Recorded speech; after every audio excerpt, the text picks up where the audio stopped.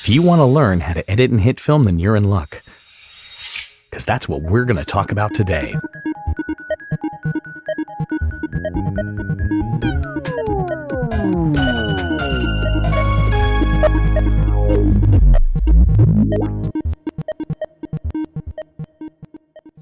Hitfilm's pretty special with its combined editing compositing workflow.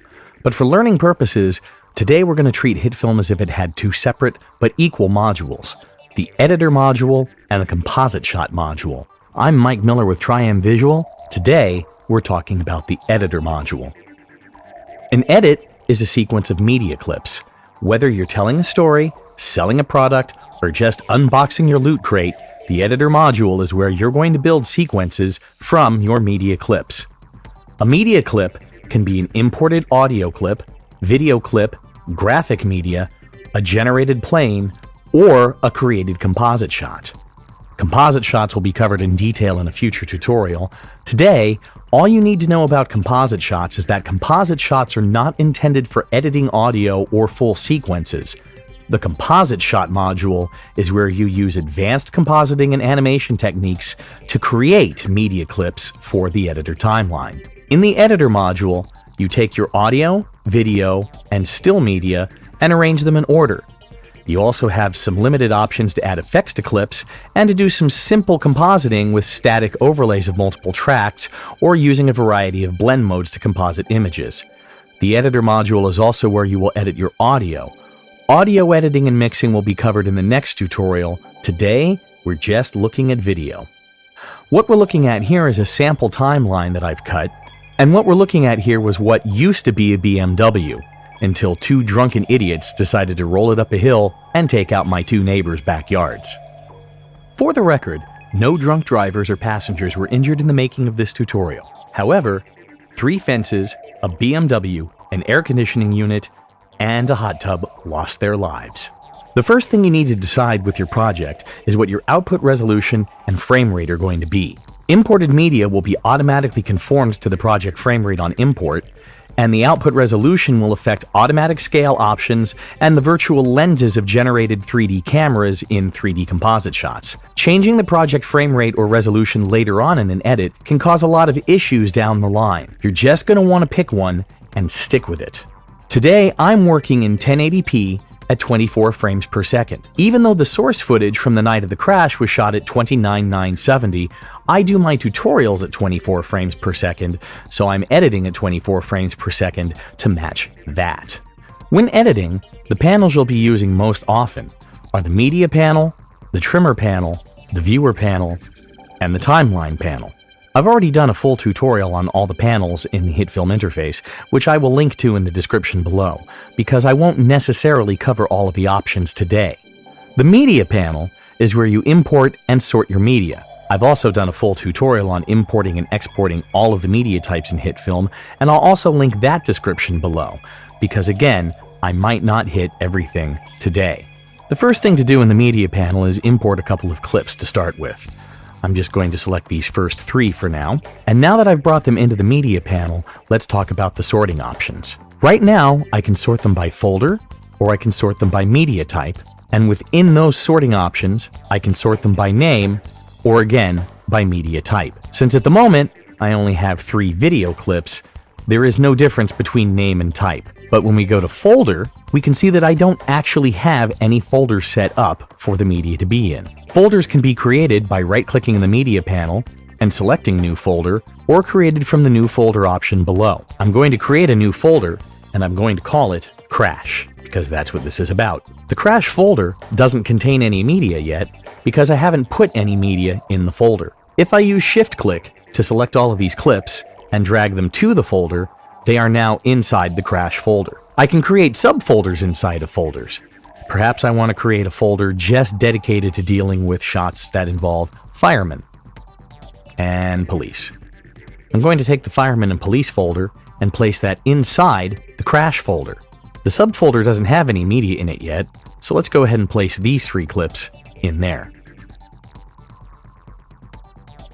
Now it's just a matter of continuing to load clips and dragging them to the folder you want.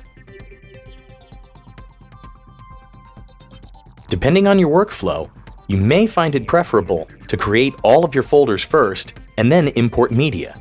If you have a folder in the media bin selected and choose to import media, that media will be placed directly inside the chosen folder.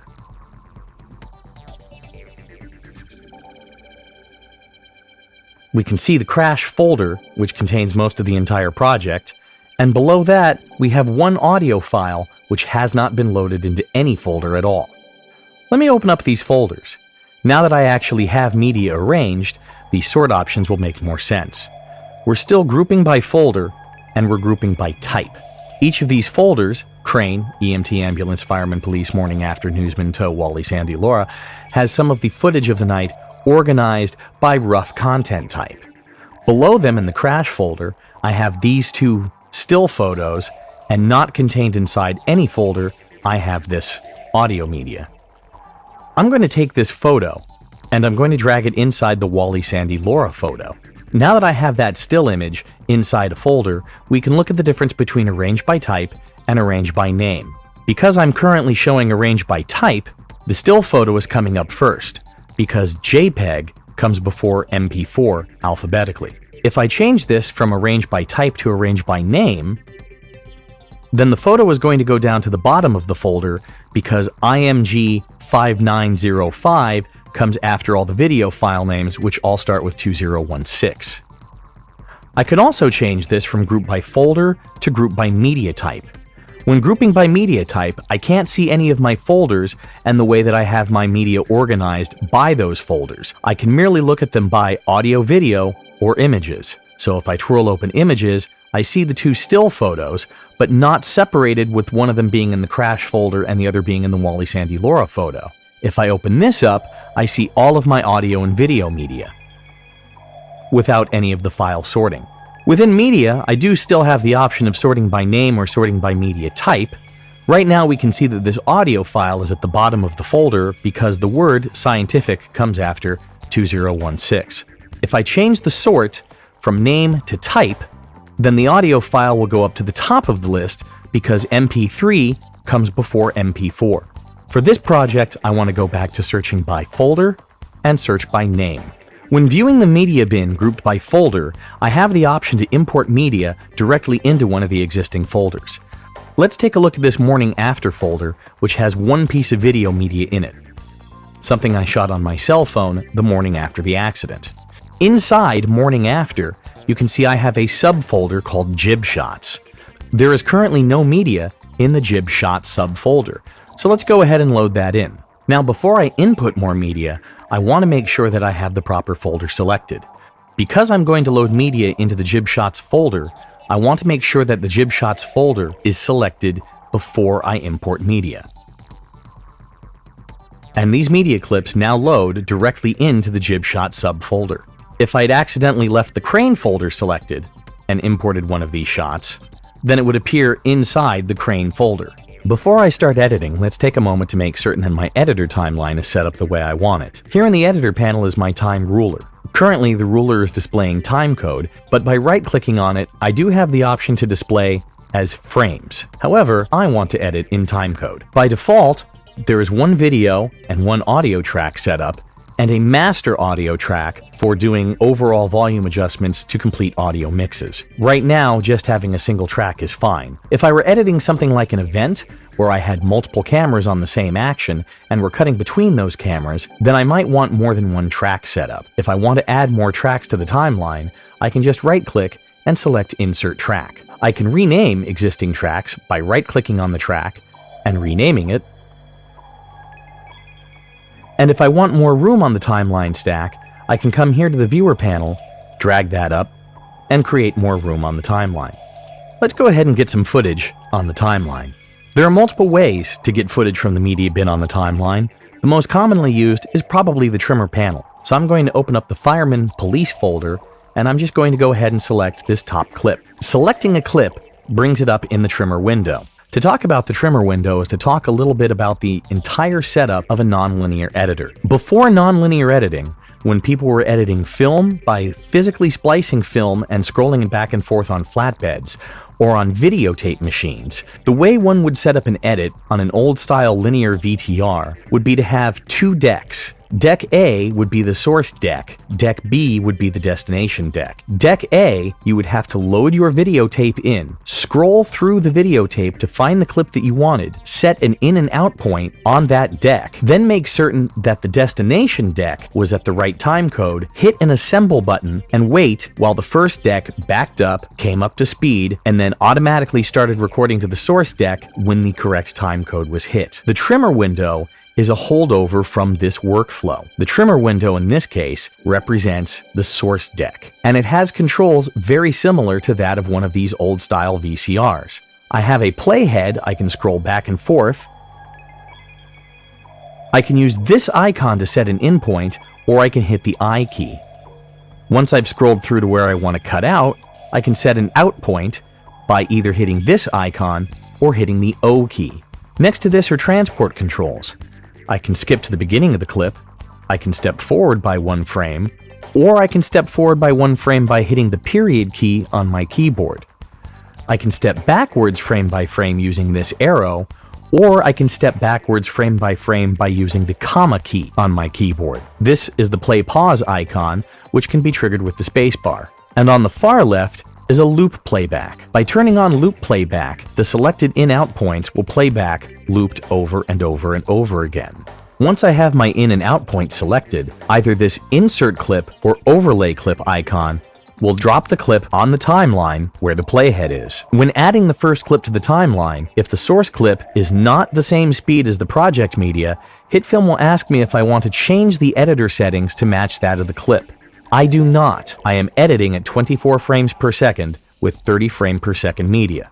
So I'm going to hit no. Once you've put your first clip on the timeline, you want to select your next clip, scroll through, set an in and out point, and then drop it on the timeline. This is the basic procedure for adding media to the timeline. If you don't want to use the trimmer window, you have the option of dropping a clip directly on the timeline and then using the handles to drag to set in and out points directly on the clip before placing it on the timeline. Now that we have some other media on the timeline, it's time to talk quickly about a couple of the other controls in the editor panel. If you want to zoom in on your timeline, this slider at the bottom of the screen increases or decreases the magnification you're viewing at.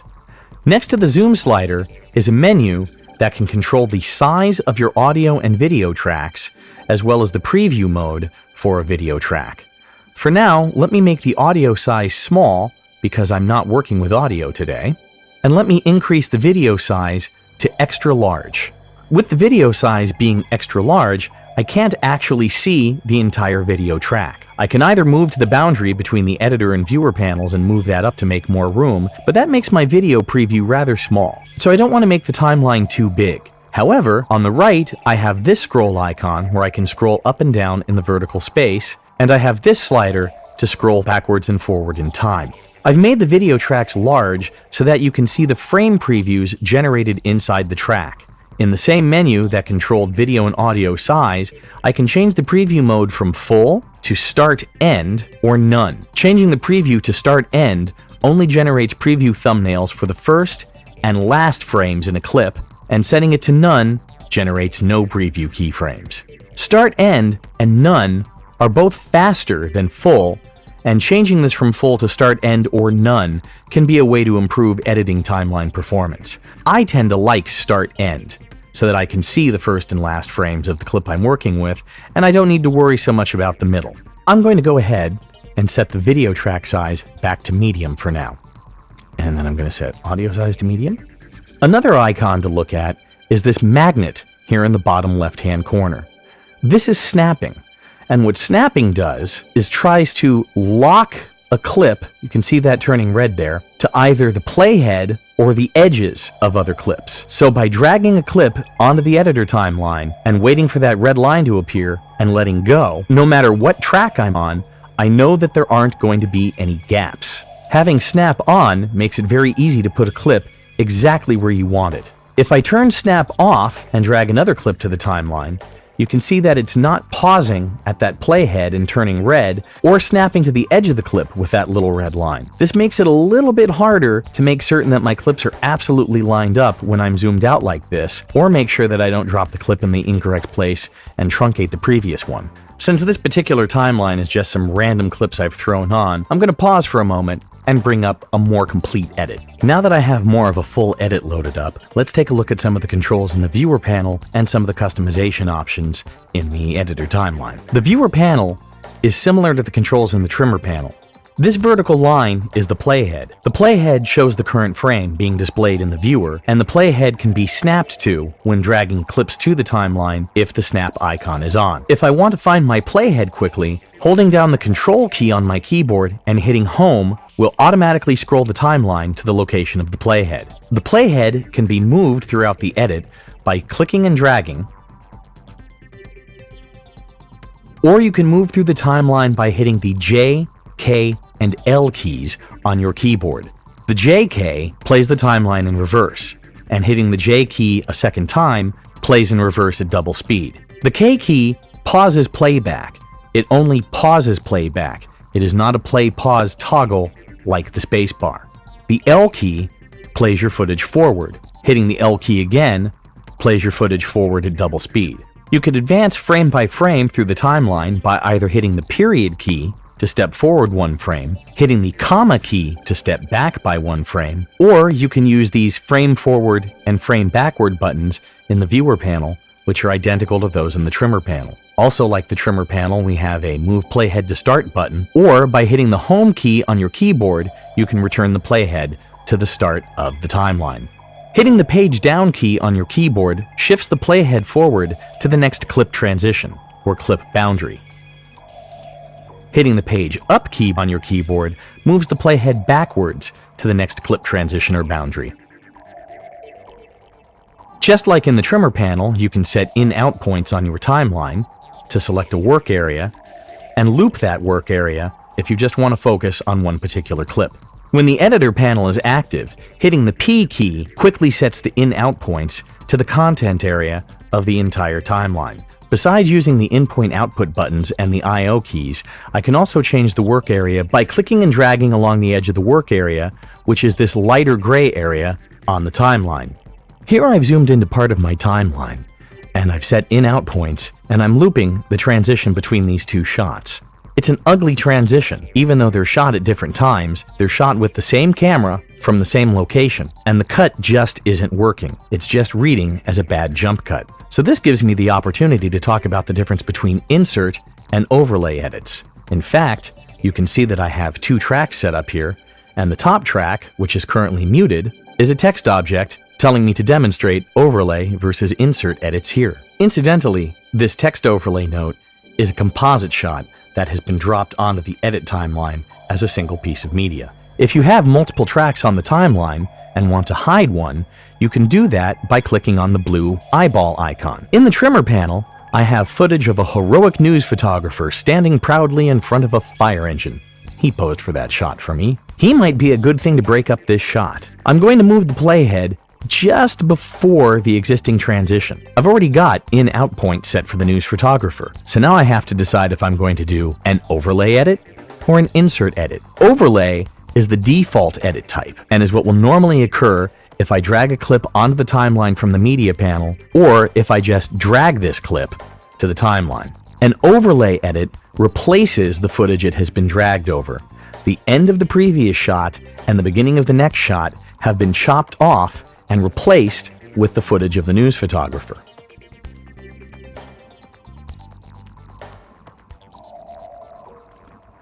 Let's undo that, put the playhead back before the end of the shot, and take a look at an insert clip edit instead. By clicking Insert Clip, the new clip is placed on the timeline. The clip that it's being placed over is sliced where the playhead is and shifted over to the right. So if I play this back, we can see that I still have the awkward edit, because rather than replacing the footage, it shifted it over to the side. I'm going to go ahead and undo that. Press the page down key to move the playhead to the transition between those two clips, and press the Insert Clip button on the trimmer. This does what I actually want to do, which is put that clip of the news photographer in without actually replacing any of the existing footage. But by cutting away from the action to a different shot and then back, the transition is much more smooth. It's not just a bad jump cut. I've zoomed out and moved later in the timeline to the transition between this shot and this shot, which is actually fine, but maybe I'm going to put in a quick cut to the police and firemen here just as a bit of a reaction, and also to demonstrate a couple things about dragging footage in from the media panel. If I click and drag this footage from the media panel to the timeline, the default method is the overlay edit, which has cut and replaced the existing footage with that of the firemen and the police. Maybe I don't want that. Maybe I want to perform an insert edit. I can do that by holding down the Shift key as I click and drag to the timeline,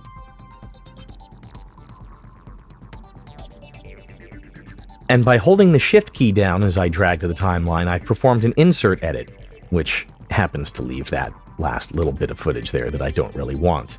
Incidentally, by default, dragging footage to the timeline brings its audio with it. However, if I hold down the Alt button and click and drag to the timeline, just the video footage is brought onto the timeline and not its associated audio. Oh look, we have a gap in the timeline. How are we going to deal with that? There are several ways I could approach that. I could try and drag out the end frame of this clip to fill it, but I can't, because the section that I'm using runs up to the very, very last frame of the clip. There's nothing to extend. I could try extending the beginning of this clip, except I happen to have cut in on the very first frame of this clip. So there's nothing to extend. If I grab this clip and move it to close the gap, well, that doesn't take care of it. It's just put the gap at the other end. Let me undo that. So here's how I'm going to get rid of that gap. I'm going to put the cursor in the gap, right-click, and select Ripple Delete Gap. This deletes the gap and shifts everything to the right of the playhead over to keep that gap closed. This is a good time to talk about the Ripple Edit tool. We already discussed how once a clip is on the timeline, you can adjust its in and out point simply by clicking and dragging at the edge of the clip. However, there are some limitations to this. For example, if I'm trying to drag out this clip, I can't. Once I hit the clip to the right, there's nothing more I can do, unless I use Ripple Edit. Activating the Ripple Edit now lets me drag this out and automatically shifts the next clip and all subsequent clips over to the right on the timeline. Let me zoom out so we can see that a little bit more.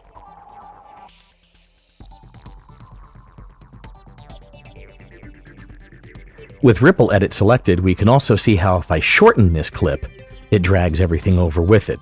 Let me undo that and switch back to the regular selection tool for the moment.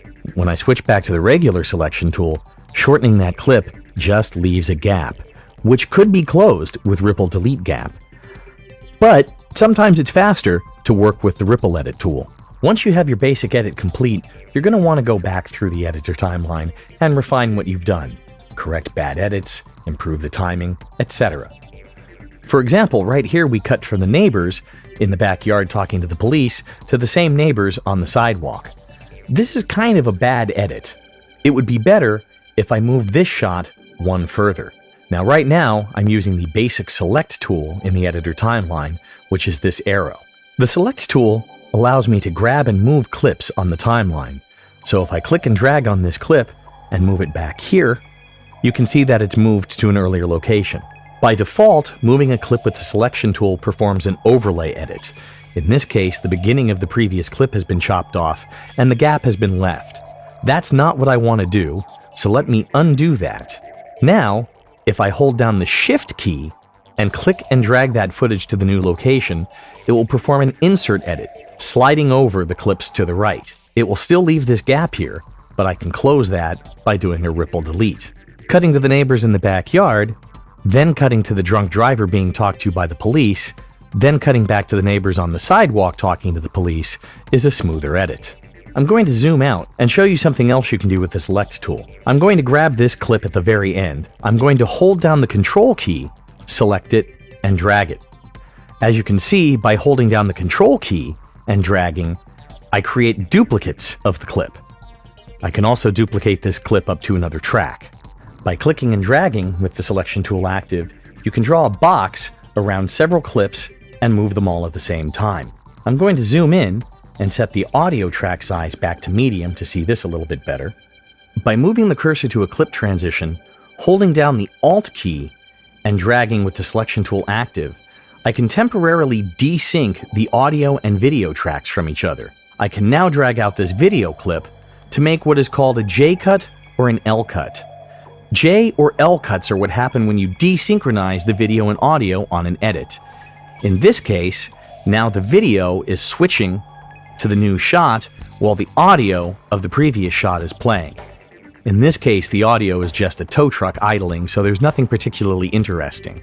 However, in dialogue scenes, this is a great way to cut from one person to another person's reaction shot while the first person is still talking. I want to go ahead and undo this so we can look at some of the other tools in the editor timeline. Now I've zoomed back in on my editor timeline so I can show you the Hand tool, which is right underneath the Select tool. The Hand tool, or the Drag tool, is just used to drag the timeline back and forth in the editor window.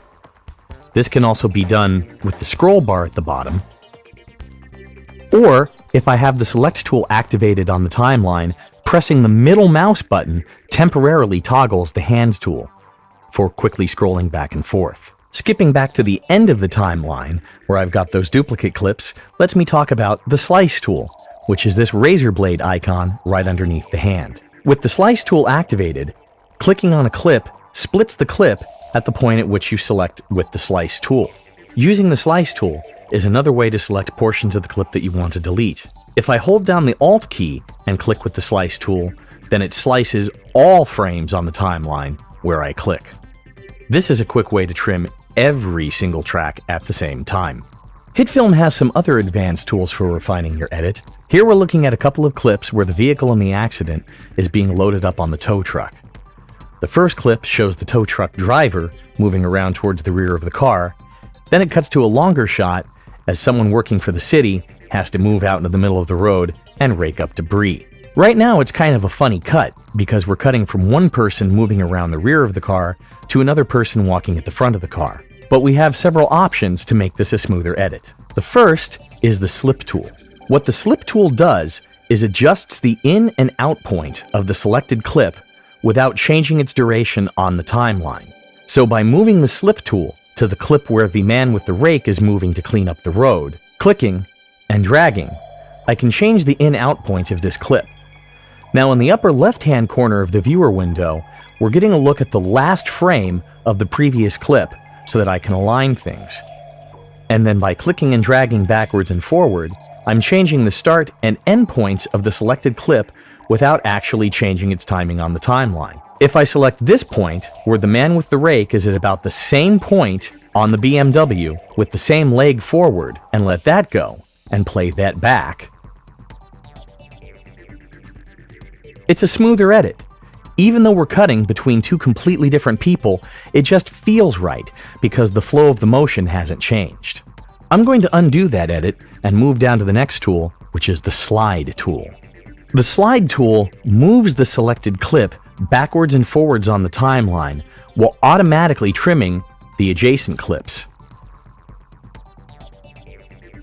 When clicking and dragging on a clip with the Slide tool, it's represented by the small thumbnails in the viewer window, showing me the start and end frames of the selected clip. In the bottom left of the viewer window, I'm seeing what will become the new out frame of the previous clip. If there were a clip after this one, its new in frame would be displayed in the lower right-hand corner of the viewer window. By sliding the selected clip farther back in time, so that the end of the previous clip lines up with the tow truck driver by the driver's side of the door, and playing that back,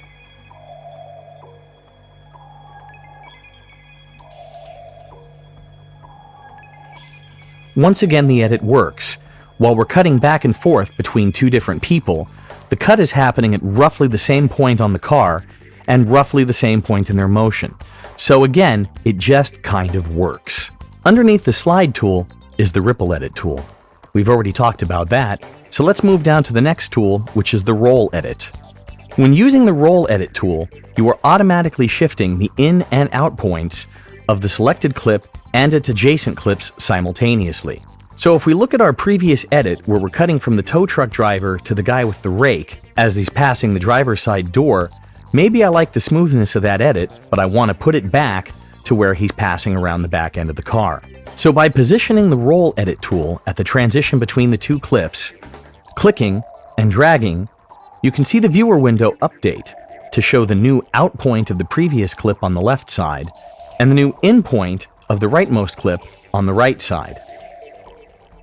So I can very quickly trim both clips so where the transition happens at the back of the car again.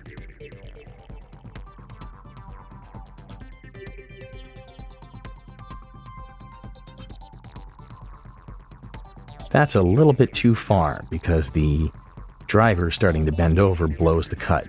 Let's roll that back a couple more frames and look at it one more time.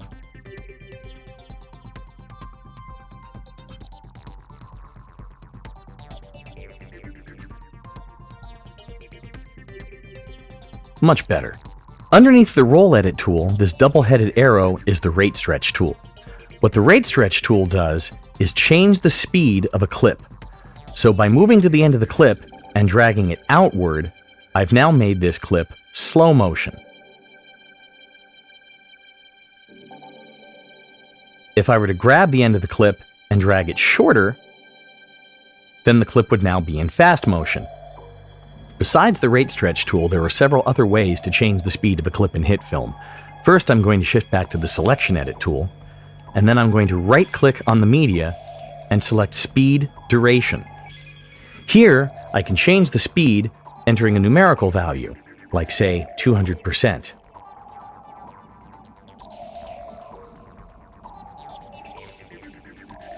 Note that changing the speed of a clip with the speed duration menu did not change the duration. Where if I come in and change the duration of the clip,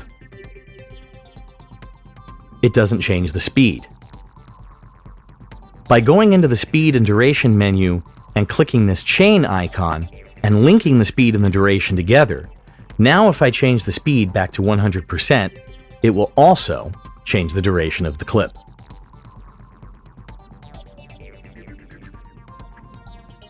Using the rate stretch tool, or by altering the speed duration of a clip using the right-click context menu, changes the speed of an individual instance of a clip on a timeline.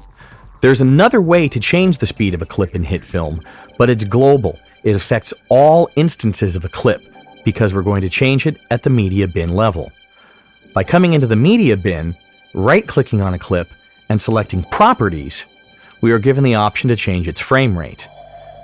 By default, Hitfilm locks the frame rate of a clip to From File, but by unchecking this button and using the drop-down menu, I can select a new frame rate for all instances of that clip. By changing the speed of this clip from 29.97 seconds to 60 frames per second, the entire clip now plays back in fast motion. However, changing this value in the media pool has also changed the in-out points of the clip. It has changed the master speed of this clip, which means that the in-out points of the clip are in fact the same as they were, it's just reading the clip differently. Let's go ahead and put this back to From File to not screw up my edit. Right-clicking a clip in the editor timeline brings up a full context menu. There are several operations I can do from here.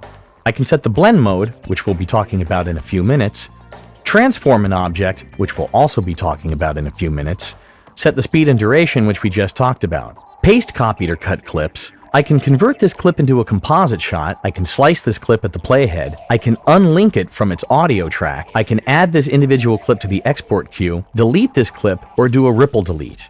So I can create and overlay multiple tracks on the timeline. If I turn on this second video layer, we can see this other piece of footage, which is just me playing around with a jib. However, this footage is completely obscuring the layer below. What can I do about that? Well, the editor timeline on Hitfilm does allow me to do some basic compositing. By clicking on this clip and coming up to the Controls menu, and twirling down the transform properties, I can actually change the size and position of this clip. This allows me to do quick picture-in-picture overlays. However, I cannot keyframe any positions or animate these positions in the editor timeline. If I wanted this to be an animated overlay, I would have to work on it in a composite shot. I want to jump out here past the end of my timeline quickly and cover a couple of special circumstances. What to do when you're loading media into your project that is larger or smaller than the project dimension. First, I'm going to drag out an older version of my logo. This is a 1280 by 720 video on a 1920 by 1080 timeline. As you can see, it's not filling the screen. Well, the way to deal with that is to right-click the media, come up to Transform, and in this case, I'm going to pick Fit to Frame. Because this video is a 16:9 aspect ratio, and the project is a 16:9 aspect ratio, it will just fit. There are some other options, including Fit to Frame Width, Fit to Frame Height, and those won't do anything different than Fit to Frame because the aspect ratio is the same. The other option I have is to come over to the Controls panel, twirl down the transform settings for this clip, and scale it up until it fits.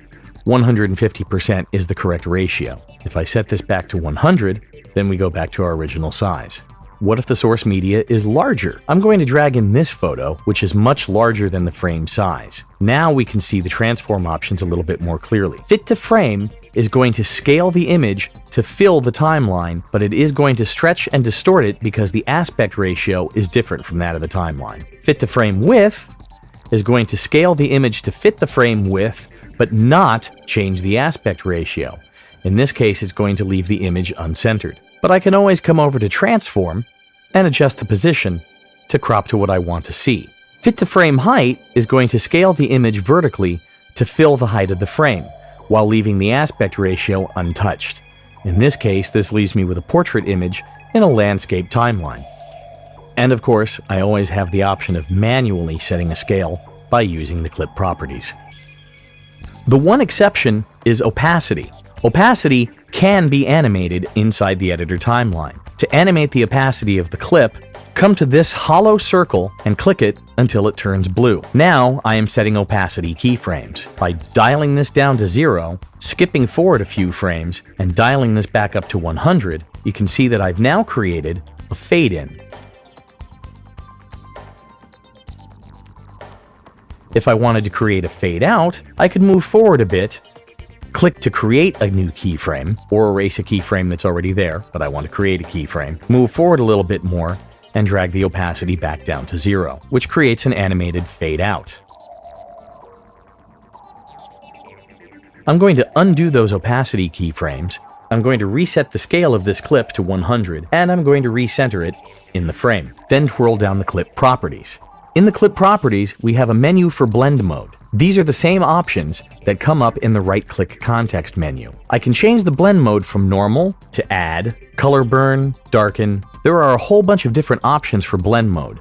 The blend modes will be covered more fully in a future tutorial. For now, we're just going to note that they exist. In fact, for now, I'm just going to go ahead and set this back to normal, and let's talk about adding effects to clips in the editor timeline. Effects can be added to clips in the editor timeline by selecting the effect in the effects panel and dragging it directly to that clip. The effect will come up in the controls panel for that clip and can be adjusted by twirling open the controls.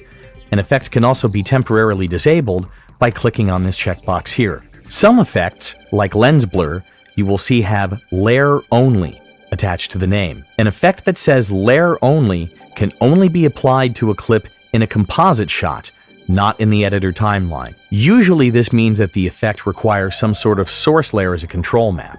I'll turn this blur back on. Effects can be added and adjusted in the editor timeline, but no effect can be keyframed in the editor timeline. In a composite shot, almost all of these controls could be keyframed to change over time. However, you can still stack effects on clips in the editor timeline. Perhaps I want to change the white balance of this shot. This was shot early in the morning. Maybe I want to try and make this look a little bit more like noon. Maybe I want to use curves to alter the contrast. Maybe I want to use color balance to add a little bit more warmth in the shadows and make the highlights a little bit cooler. If you watched the import-export tutorial, we discussed how you could save chains of effects for reuse. However, you cannot save effects chains in the editor timeline. You can only save effects chains inside composite shots. However, in an editor timeline, you can apply a preset effects chain, like so. Dragging an effects chain preset to a clip will not remove previous effects added. So if you intend for the effects preset to overwrite the effects that are there, you'll just have to delete them. By using the Select tool to select multiple clips can be affected at the same time by dragging the effects preset to any of the selected clips.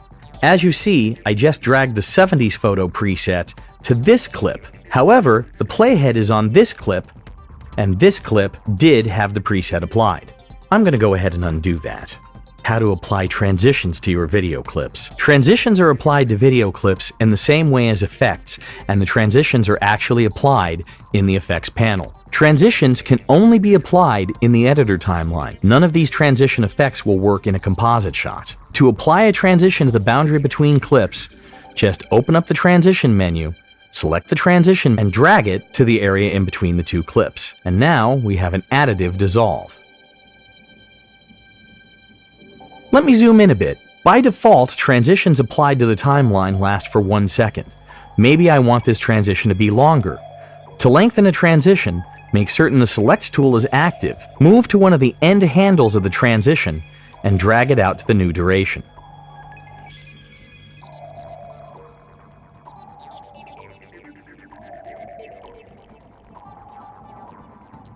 Some transitions may have parameters you can alter in the controls panel. The additive dissolve doesn't, but let's see what happens if I drag a light leak here instead. Dragging the light leak over the additive dissolve replaces the additive dissolve, but leaves the same timing that I'd previously assigned. Let me move a little bit farther into this transition where we can see a little bit more of what's happening. Light leak generation has several controls that can be altered. I can change the position of the light leak to move it. I can change the scale of the light leak to make it larger or smaller. I can change the stretch of the light leak. Positive numbers stretch vertically, negative numbers stretch horizontally. I can change the rotation of the light leak. I can change the start and end seeds used to calculate the transition. I can change the color of the light leak. And I can limit the chroma range. In this case, a 100% chroma range allows the light leaks to bleed over into reds and greens.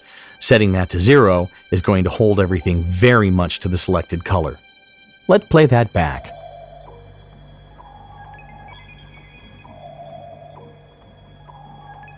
One last thing I want to cover. Perhaps you finished your edit and decided that you want to replace some footage or that you need to replace some footage. The clip I currently have highlighted in the media pool has this little exclamation point icon next to it. This is a new warning in Hitfilm 2017 telling me that that particular clip has a variable frame rate. Variable frame rate media isn't handled correctly by any NLE. You'll have audio drift. Perhaps you're working in an earlier version of Hitfilm and you've done an entire edit based off of a screen recording, output your footage, and discover to your horror that you have audio drift. This is because your screen recording is variable frame rate footage. So once you visited the threads on the Hitfilm forum by Aladdin4D and Norman PCN and transcoded your footage into a constant frame rate, how do you bring that into the timeline without having to just re-edit everything? That's where Hitfilm's Relink function comes in. By highlighting a clip in the media pool, right-clicking on it, and selecting Relink, you can replace one piece of media with another piece of media very easily. Just select the replacement clip from your drive, load it in, and it will replace the previous media clip on your timeline. This is useful in other situations as well. Perhaps you've loaded in a previously created slideshow template and you want to swap out the existing photos for new photos. One thing to pay attention to with Relink: if you relink an existing shot with a completely different piece of media, the file name is not automatically updated in the media pool. You have to manually change the file name in the media pool if you've completely swapped out your piece of media. I think that covers everything. I'd like to thank you all for sitting through another long tutorial. Feel free to subscribe to this YouTube channel, Twitter, Facebook, all that social media stuff. I'm Mike Miller for Triam Visual, and I'll see you next time.